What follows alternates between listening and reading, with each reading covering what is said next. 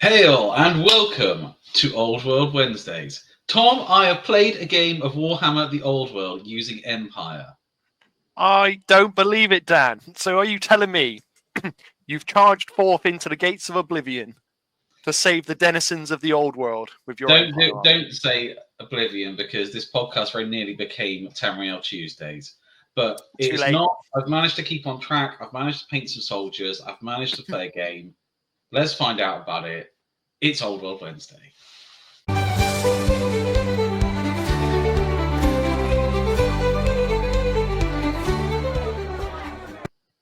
Okay, so as we have mentioned, we are both taking part in collecting a bit of Empire and painting an Empire army for ultimately a campaign where we're going to play a civil war with some other like-minded folks.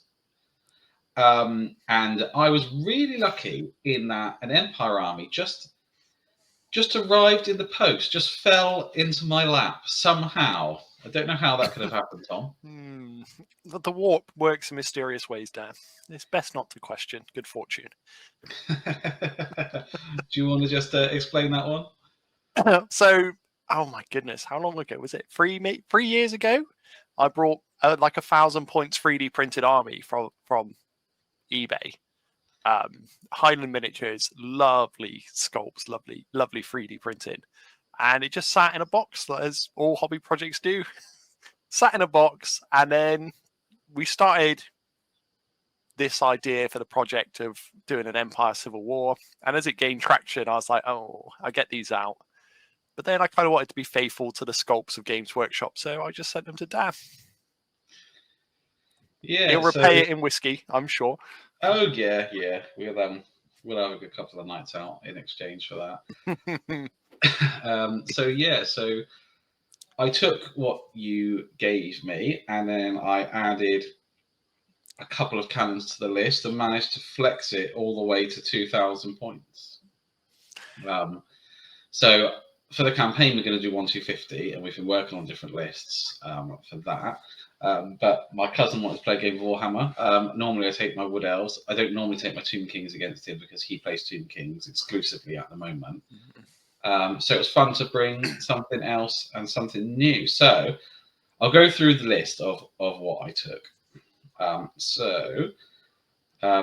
In the box that you gave me was a captain, a wizard, and an engineer on foot. So I took all of those. So my wizard was a level 4 wizard of demonology with the twin-tailed wand and the wizard staff.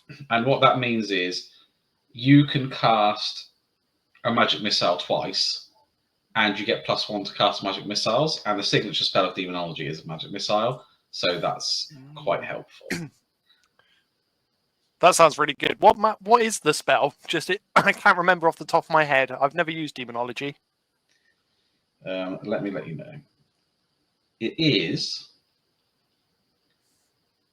the summoning, which is cast in a 9+ 18-inch range. The target enemy suffers 2d6 strength 4 hits, AP 1. Okay, so you're throwing 2 of them out a turn. You're taking off some skelly bobs. Yeah, and then the other spell I thought would be interesting was Steed of Shadows. So target a friendly model whose troop type is infantry, and it's not fleeing, and it's not already moved, and then it gains fly 12. So you can move an infantry unit 24 inches across the board. Fantastic. How did that work out for you? I didn't roll it. Oh. But those are the spells I was interested in having a go at. And the Wizard Lord also was wearing the White Cloak, which is a ward save, because one of the things about the twin-tailed wand is, or it might be about the wizard stuff, one of the items, if you miscast, you don't roll on the table, you just take D3 wounds, which can potentially just kill your wizard. So, but you can take a ward save against it. So I gave the wizard a ward save just in case. Yeah, it's a good plan. From what I know, ward saves played a big part in your game, did they not, Dan? Don't start. Do not even. So the engineer, he was joined by 2 other engineers because I had 3 cannons and 3 engineers. And the reason why I did that was because my cousin he just cannot not take a dragon. So I came to his house, I don't know, a while ago now, a month ago, something like that. And Games Workshop had released these little 500-point scenarios that you could play. There was 3 of them. I think they did it when the High Elves came out. And I brought my army and I was like, oh, should we do these scenarios? It's like 500-point scenarios. We could do like 3 in a day. And then he was just like, yeah, but my dragon's 500 points. So he also takes 2 Necrosphinxes. So there's lots of big monsters and stuff like that. So I thought, well, the cannons might mitigate that somewhat and give me a bit of a hand before he gets stuck into my army. And then my captain of the Empire on foot had a great weapon, full plate armor.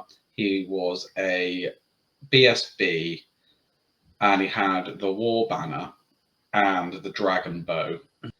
The dragon bow is an elven artifact that the Wood Elves must have lost because they don't have a bow this good in their arsenal. They must have just left it behind somewhere in a province of the Empire for someone to come and pick up, because it's 36-inch range, strength 6, AP 2, multiple wounds 2. Flipping heck. Yeah, It's like a bolt thrower, yeah. Which I forgot about until the last turn of the game. So my engineers all had grenade launching blunderbusses because they seem cool and fun. So they do, when you hit, you do additional hits, and they are strength 4, AP 1. They're pretty good. Each hit turns into D3 plus 1 hit. Sorry, they're strength 4, AP 2. So even a cheeky 6 on something that is a bit tough, you never know, because the AP 2 will get through. Or reliably cut through something, get through the armor of a chariot or something like that. Yeah. Bretonian Knights, straight in. Yeah. So I've got that I can cast twice, and I've got the Ruby Ring of Ruin on one of the engineers, and then I've got the blunderbusters, and I've got the dragon bow. So lots of good quality shooting coming out of those characters. And then for my core, I've got 40 veteran state troops with halberds, light armor, shields, and full command, and they have the Griffin standard. What does the Griffin standard do, dude? What that does is when you work out your combat res for ranks, you double your combat resolution for ranks. So the BSB goes in there, and that gives them a static combat resolution of 7, which it will come to light why that is significant later on. And then does it allow you to take go over the maximum for like light infantry that light infantry can claim for combat res? Is there a maximum? Yeah, there is. I thought it's like 3+, isn't it? Unless you've got the Horde special rule. Oh right, yeah. That's what it does. Yeah. Sorry, That's for pretty rank bonuses. Yeah, I thought you meant for total. Yeah. Sorry, mate. That's all right. And then 2 units of 10 state missile troops with handguns, and 1 unit of 10 state missile troops with crossbows. And each of them have a champion just in case they get charged by the dragon, so I can do a turn of challenging out and see if they can survive somewhat, not just get wiped out inside of 1 turn.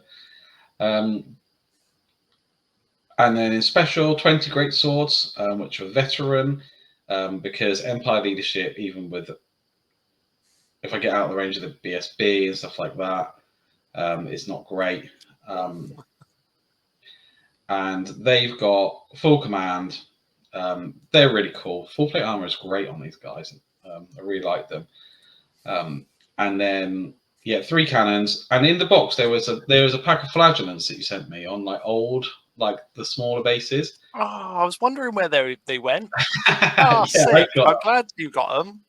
So if I took 10 of them, then that takes me up to 1,999 points. So when we went into deployment, I put the big unit of halberdiers in the middle of the table, and then I had handgunners either side and cannons, in and around either side of that unit. And then out on one flank I had the flagellants, out on the other flank I had the great swords, and there was some crossbowmen just kind of in between. and another Middle. cannon floating around in no man's land. And the idea, and my cousin, he tends to play the dragon up through the middle, being as aggressive as he can, like through the middle to disrupt you. And then on either flank, he has one unit of 3 chariots and a necrosphinx on each flank coming down. In the middle, where the dragon is, he has 40 archers with a level 4 bunkered in them that have the item that makes all of their shots poison. He's got a couple of scorpions just kind of moving around, and then he has a unit of Tomb Guard 20, and they have a banner, I think it is, that gives them reserve move, so they can effectively march. And he has a unit of scouting, skirmishing, boat, horse archers. Yeah, he's getting a lot in that 2,000 points. Yeah. It sounds like you've got nowhere to run. He's got pressure coming down every single flank. The flanks are tough, and also the centre is tough. It's just tough. Yeah, and what's interesting about it is that it's quite a quick army for a Tomb King's army, because you get reserve move out of the chariots that are already movement 7 or 8. So they come down the flanks pretty quick. And then if you fly in a Tomb King's army, you can also march. So those things all move pretty quick. What tends to happen is that his Tomb Guard kind of get left in no man's land and don't do too much. They're a bit of a weak link in the army. But other than that, the 40 archers have got good range. So those 40 archers are quite good shooting as well. Yeah. So it's a good list. It's competitive. It's difficult to play against. I've had significant problems with the dragon. So the character on the dragon, he is 4 up, 5 up, 5 up, with his armor and his regens and stuff. So that can be a little bit tricky to get through. But yeah, that was what I was up against. So I think, going in, I didn't really know what to expect because I've not played with Empire before. You can do as much as you can on paper and then not really know how it's going to perform on the tabletop until you get there. I have heard some horror stories from listening to the Dwellers Below podcast and stuff like that about people who play Empire and have found them to be a bit disappointing. But I was quite open-minded and just happy to be playing and happy to be rolling dice and seeing where it goes and hoping that I can kind of remain a bit competitive with the amount of shooting that I had to come to bear. And then, because he's got those scouting skeletal horse archers, they always go last, so I get +1 to go first, which I managed to get. So I went first, which I was really excited about because it meant I could roll cannons. You could hit him, blast his line with cannon shot first turn. So I could just go 10 from the back and then angle the cannon, get things ready, line up my shots, start doing that. And he was just over 24 inches away, so none of the handguns, the magic missiles and stuff like that, none of that was in range. So my first turn was I pushed the halberdiers up the middle a little bit. The reason why I did that is I'm trying to bait his dragon into them. Now, Tom is a newer player, and I think I did explain to him how everything worked and what the combat res was and stuff like that. But basically, if he goes into the halberdiers with the dragon and I issue a challenge, he can get 1 point for killing my champion and then 5 overkill, giving him combat res of 6. And then I've got a static res of 7, so I will win the combat. So the plan is to bait his dragon down the middle, shoot him as much as I can. Hopefully he will choose to charge the halberdiers because they're like the thing that is within charge range and nothing else is. And then I'll win the combat. He'll bounce back, and then I won't follow up. So then in my turn, I could then get another round of shooting. Good plan. So I was hoping for get first turn, shoot the dragon, get the second turn, shoot the dragon. Third turn, In combat third res turn, it. he's in combat with me, but I bounced him back, and then I shoot the dragon, and that was pretty much my strategy. And then I could start to turn things towards the flanks, and then hope that the flagellants and stuff like that can hold. And how the game went, first turn I opened up against a dragon and I knocked 3 wounds off it. And so it's got 9. So that was only with the cannons in range. Once I start opening up the magic missiles, if I get lucky and roll some 6s, and with the blunderbusses, they're AP2. And I think in turn 2 I hit it with 9 blunderbusses. So then you're looking at, chances are I'll get a lucky 6, here or there. I can start chipping away at it. Down the flanks, he barreled down the flanks, and I managed to do not a bad bit of damage actually to the chariots with the handguns. Managed to, on one flank, take 1 off and reduce 1 to 1 wound. And then not quite as quick as the Necrosphinxes, who overtook them. So then 1 Necrosphinx went into a unit of flagellants.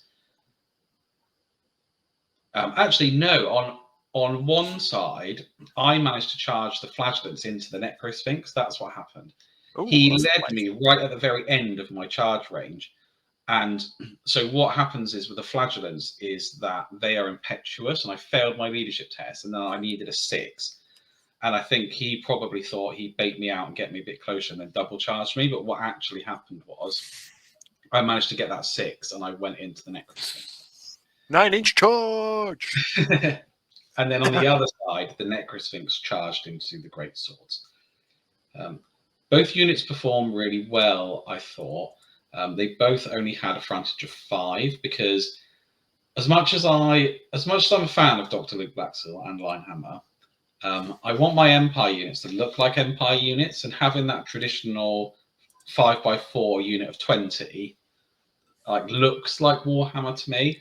I actually think now maybe I'll put an extra 1 in and do 7x3 and have 21, because I think you still get that look and you get the extra attacks, because the great swords were trading pretty good against the Necrosphinx. I think probably before Stomps, but had a couple ranks in a banner which helped mitigate that. So they were pretty even actually, with 5 at the front, because their weapon skill 4. He's hitting on 4s, I'm hitting on 4s. He's wounding easier, but has less attacks than I do, especially if I was to widen out the frontage. And then you're still wounded on 5s AP2, so you're getting those couple of wounds through because you're going straight to the regen. The fact that it is indomitable was helping him, because I was winning combat but not doing any additional wounds because it's indomitable. But a really fair trade there. And then also on that flank, the handgunners did a good job. 2 rounds of shooting, and I got charged, and I did another stand and shoot. And I think there was 1 chariot limping along and trying to turn around towards my center. But I wasn't really bothered about that, because I got a magic missile I can throw out or anything like that. And then on the other side, the flagellants charged, and they've got hatred and flails. So flails is plus 2 strength, AP2 on the turn they charge. And reroll all their hits. They did really well on the first turn, but they're unbreakable, so they don't move. So I kind of held him on that side.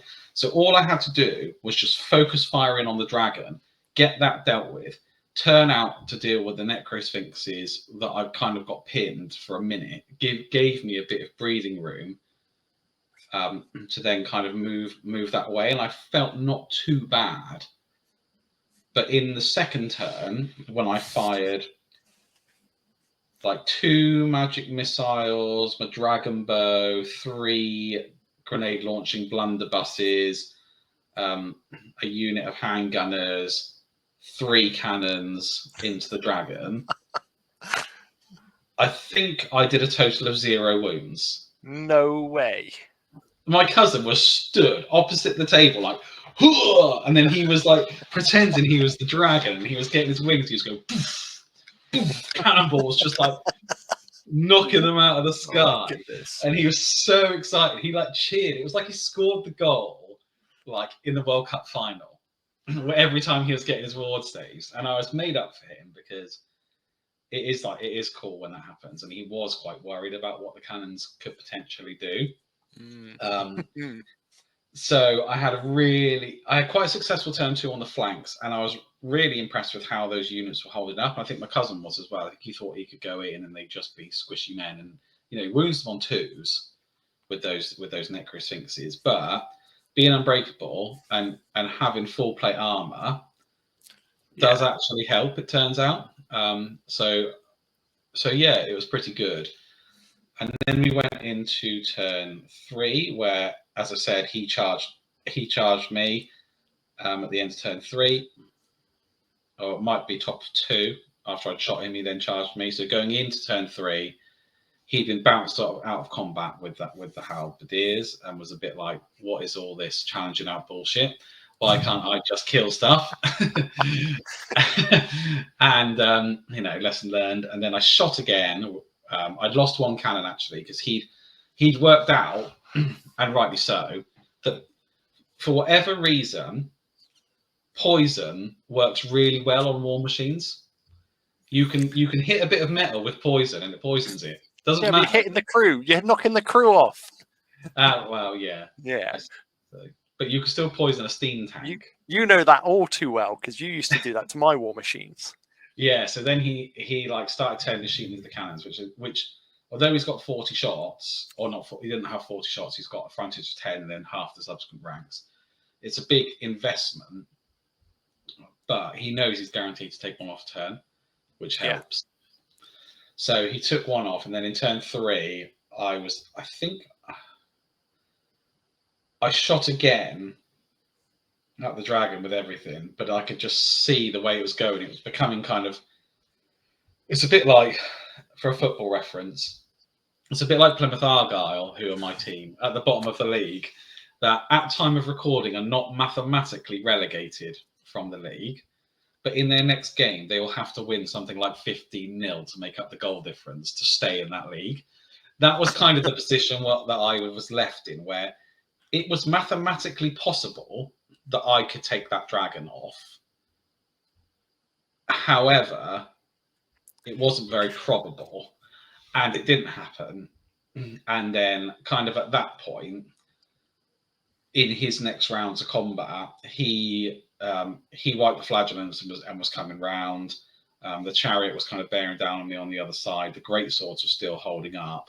And then the dragon was just like, I didn't really have much of significance to challenge out with. I still had my BSB, but he just was like, nah, sod this. I'm just going to go for stuff that I can hoover up. So he went into like the handgunners, Unit 10 handgunners, and was just like, yep, bye. Chase them down. I think one unit failed their terror test, even with the reroll as well, and just fled, and he redirected into another, that kind of thing. And then it was kind of just all over. So that was the game. I was a bit frustrated. I was getting a bit frustrated. If I'm not normally this kind of player. Like, we've played a lot of games, and I don't normally get myself, well, I'm a bit like, bloody dice or whatever, because it is a dice game and that's what happens. Like, dice. I can remember, like, I played a game and I had like 6 stomps or something, and I rolled 5 ones, like going into something, and then these things happen, and I was laughing off. Mind you, I was playing in a venue that had a bar, so I think that helped.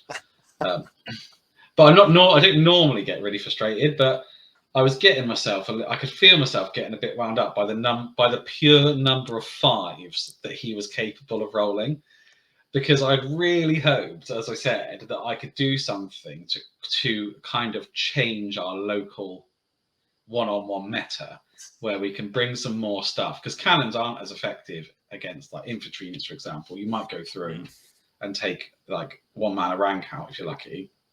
But it's not going to be, that's if you've got 40-man unit skeletons and you can resurrect them, you don't care. Sides. Yeah, so I kind of hoped that I could shift the meta, but it turns out that dragons are just the best. Well, it's been said since the start of Old World Time that dragons are fantastic, right? So here we are. Here a we year are. down the line or more. But I think, yeah, for me, those moments are a really interesting opportunity to now, like, go back and look at your Empire army and just think, Like, I would give one of those cannons. I'd go find a little banner, print it out, and call it like the Reaper of Bones, and give it a little narrative edge to your cannon that's just blasted 3 wounds into the dragon. Maybe the Tom can go away and sculpt some Dragon Balls, different franchise, some cannonballs onto his base, and do some interesting narrative like storytelling models. Because it's frustrating as hell, but my goodness, does it make the game fun? When you look back at it now, in retrospect, you're like, actually, that was a really good game. It didn't go my way, but it was like full of cinematic moments, and your heart was in your mouth, no doubt. My cousin's dragon, the king, Tomb King on the dragon, carries the flail of skulls, and I think he needs to remodel it now with like a baseball bat. So he's just like, bing, that'd be scoring great. those home runs, or a cricket bat, something like that. Because a lot of sixes were scored. And then give it a cool name like the Iron Gut. something. The scourge of black powder. So I don't know where I'm going to go with my list. Like, I've been writing. You know what I'm like? I like to write a list, and I like to write a tournament list. I like to write a competitive list, and I've been having a little look at different tournament lists that people are taking and the ones that are doing. I don't think there's any that do well, if I'm honest. I've been looking at the ones that do better than others. They haven't done well yet. I don't think there's a tournament that I looked back through till January and had a look at the Empire list. And I don't think there's someone who's gone like 5-0 with Empire. So you wrote a really interesting Wood Elf Empire list that I think would be worth a crack.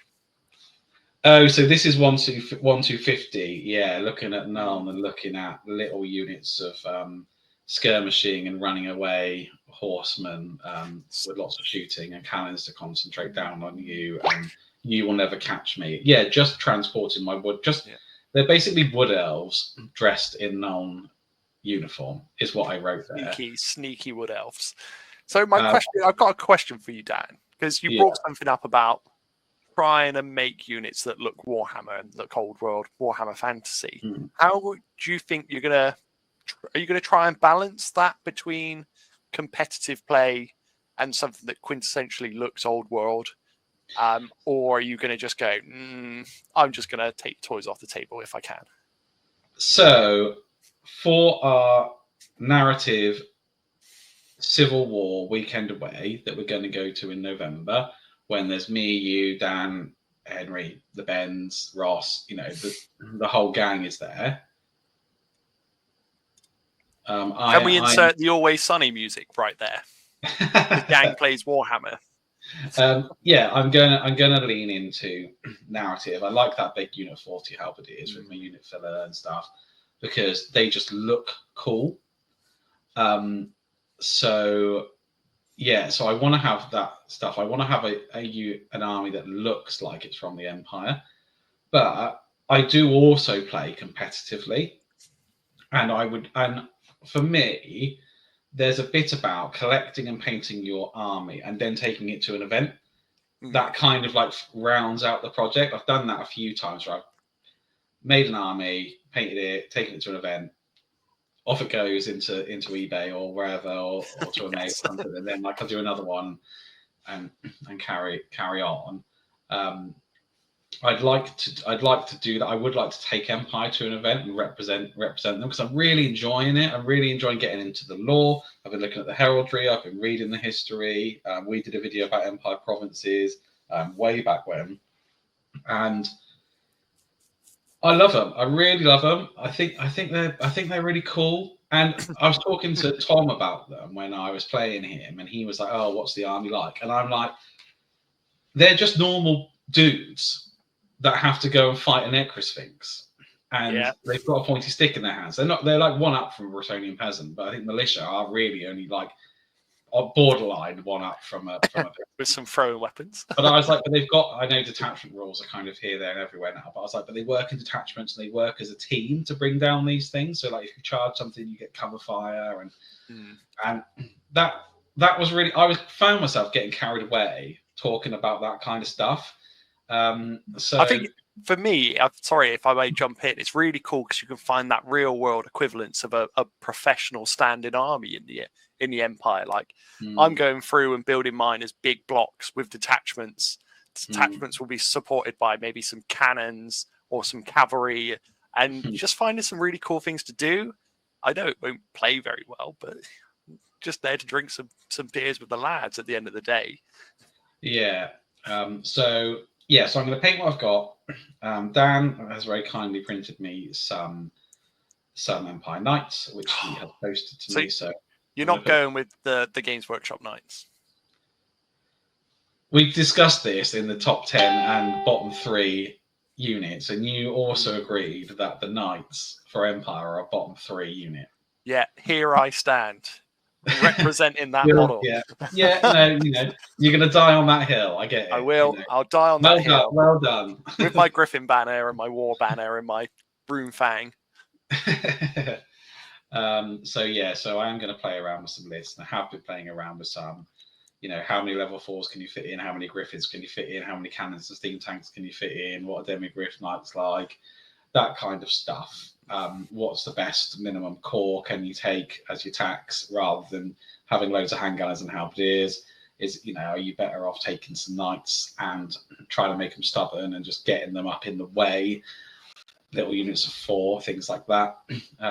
So I've been experimenting with all of that. But my main focus is going to be to paint this 250 point list that is for a narrative, fun campaign that looks like an Empire army. So if I take those great swords, believe me, the front is just going to stay 5 unless I play in like a competitive game. But just while we're on that and talking about the hobby and things like that, Tom, you've set up a Discord for the channel, haven't you? I have indeed. It went live today. So if that will be going out to anybody who is a patron or who is a member, we will work out getting that link to you. And if you'd like to support the channel, you can. There's probably a link somewhere down here, something like that. And somewhere around. And we'll make sure that you get that, and then you can join in and you can share your hobby with us, and we'll share our hobby with you, and it'll be a good place to kind of do hobby hangouts and chat and stuff like that. So that was my game. That was my first experience with Empire. If any of you guys have played with or against Empire and have any advice whatsoever on how I can, after the narrative campaign, improve my list, or is there anything I missed, or is there anything that I can do differently? Let me know. Do you know any cheeky combos with magic items? I think I was kind of onto one with that cast the demonology spell a couple of times, which I hadn't seen all that commonly when I was reading the tournament lists, actually, which surprised me because for me, I thought that was quite good.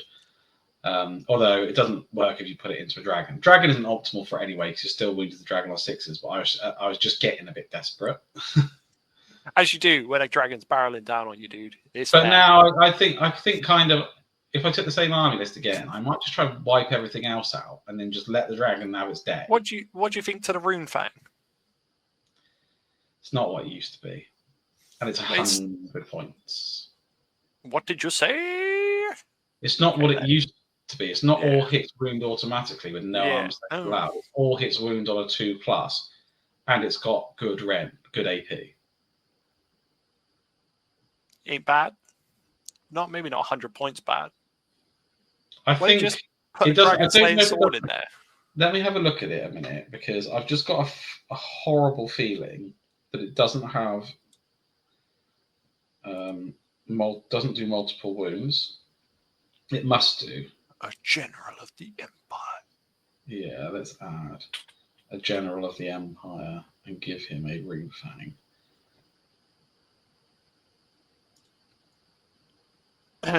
No, it doesn't do multiple wounds. So, all right, you wound on a 2 and your AP 2, but you don't do multiple wounds. So if you come up against something big, I think you're better off taking the Ogre Blade, because although it might still you're going to be strength 6. Oh my goodness, 3 attacks. Yeah, you're going to be strength 6 with the ogre blade, and then at least you've got a chance of doing multiple wounds against something that's tough, and it's 65 points. So it gives you more stuff to play for. And you're doing D3 wounds. So yeah, so I would say that there is. I know the General of the Empire isn't the best character. Good. Yeah. What you want to look at, Tom, is Grandmaster. Yeah, the Grandmaster is better. So he's weapon skill 6, strength and toughness 4, initiative 6, 4 attacks, leadership 9. He's a better character.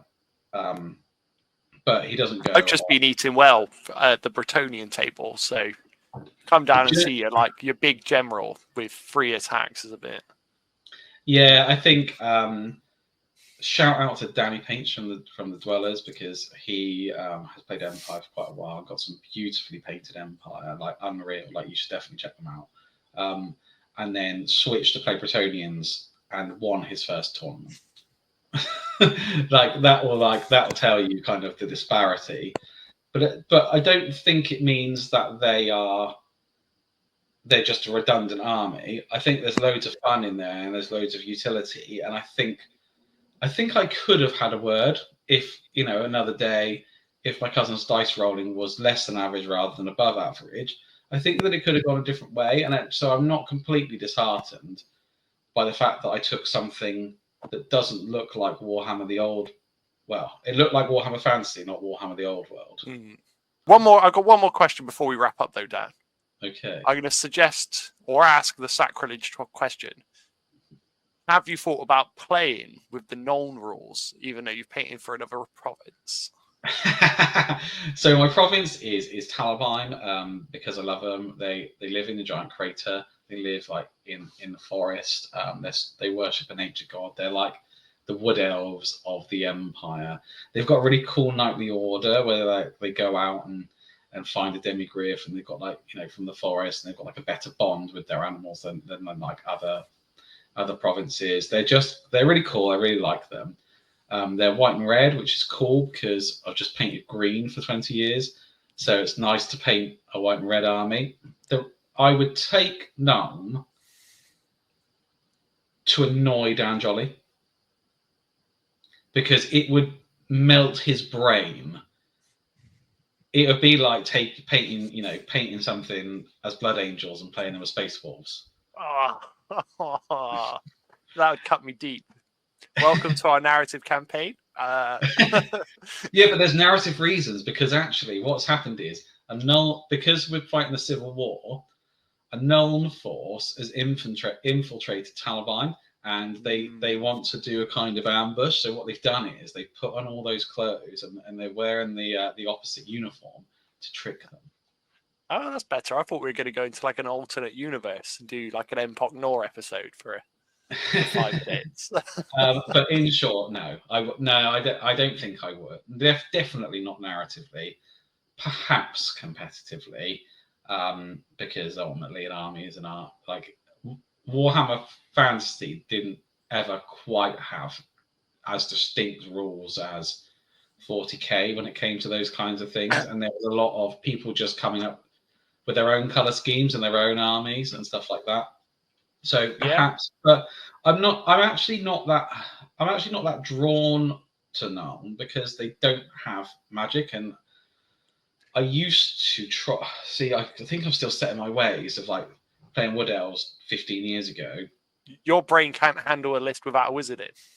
Yeah, because you want to play every phase of the game, and you're like, I can't play the magic phase. Well, with the Wood Elves, I used to say I will win every phase of the game except for combat. But I will make up for that, because hopefully I'd have moved myself into a position to get an advantage, or shot myself into a position to get an advantage, or magic myself into a position to get an advantage, so that when I go into combat, I can still have an edge to fight because I've whittled them down enough. And that was my playstyle for a long time, where I'd have like an MSU style army. So Nuln does really, I've written a Nuln list that really heavily leans into that, but I want to do something different. So Yeah, but I can't not have a wizard. I just it just breaks me. It breaks my mind.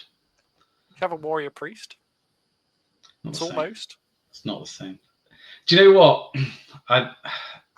When I was designing Henry's army list for the narrative campaign, because he asked me to write him a list, Oh, something God. that he could paint towards, he's taking an army that doesn't have.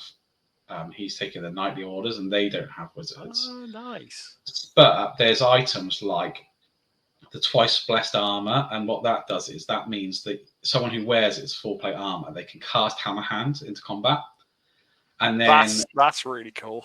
yeah, and then his priest, I gave the Ruby Ring of Ruin, so he's got. I don't know that it would work because he's going to want to be marching every turn, but if he isn't, he's still got a priest there who can do some. But you could say it was like a prayer or something almost. But he gets a little word in because I didn't want him to have a list where he felt like he was left out of Magic because it's integral and it's in every stage of the game. So that's the reason why I put them in, and I think they're good items. No one's going to say the Ruby Ring of Ruin is a bad item. It just draws you into every phase of the game that little bit more and makes your play experience more rounded. Very fair. Good answer. Yeah, thanks. That was some good conversation. That was. Go and say it. There we are. Now and again, we hit upon it for absolutely no preparation in what we're talking about this week just before we start recording. Sometimes, look forward to next week where it'll all go wrong. I feel sorry for the people who have to sift through the 50 minutes to find the 4 minutes of conversation we've had in this whole video. If you've made it this far, you're a champion, and we raise our tankards to you, and we will see you next Wednesday.